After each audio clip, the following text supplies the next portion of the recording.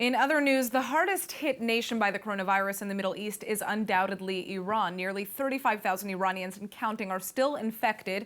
More than 4,000 are in critical condition and over 3,600 have died.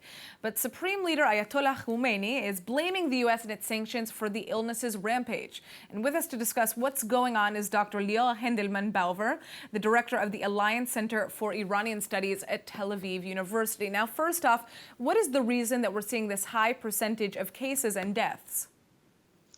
Well, it all started because the government in Iran was late in responding to the pandemic, and it did not restrict right away the convenience of people throughout the mosques, and even the elections were conducted as usual, as if nothing happened, and these gatherings not being restricted steered up the pandemic and caused a lot of people to be affected and infected with the virus. Now, what are Iran's current restrictions and how long did it take to get to that point?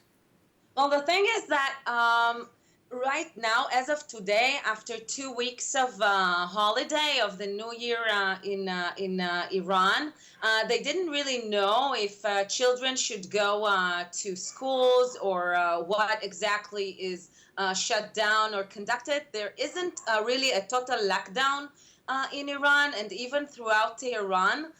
People don't really know what to do. So on the one hand, we can see highways in Iran that are empty with no traffic at all. And on the other hand, we see traffic jams of people coming back from the holidays. All right. Now, in early March, there were rumors that Hassan Nasrallah, the chairman of the Iranian proxy and terror group Hezbollah, was infected after meeting with Iranian officials. And also, many IRGC and government officials are infected or dead. So how will Iran's government change in the aftermath of this pandemic? The thing is that there are a lot of fake news right now running around. It is true that a lot of senior officials in Iran, not only from the Revolutionary Guards, but also several MPs and even advisors of the spiritual leader Ali Khamenei were infected, and very close relatives of his also died from the virus in the past weeks. So it is very inconvenient and very troubling, but we don't really know which news that are coming out of Iran are really fake and which are the real ones. And there is a lot of confusion. Will Iran's health crisis change the Trump administration's sanctions? That depends. There is a lot of pressure coming out from the foreign ministry in Iran, trying to pressure European countries to see if there can be some sort of relaxation on humanitarian grounds.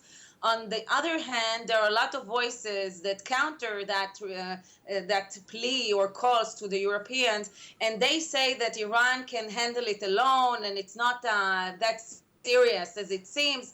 So there are a lot of mixed signals coming out from Iran in that department, because they are trying to show that business as usual, and the way that they managed the sanctions, the economic sanctions, they can handle this crisis as well. All right. Well, thank you so much for joining us with this update.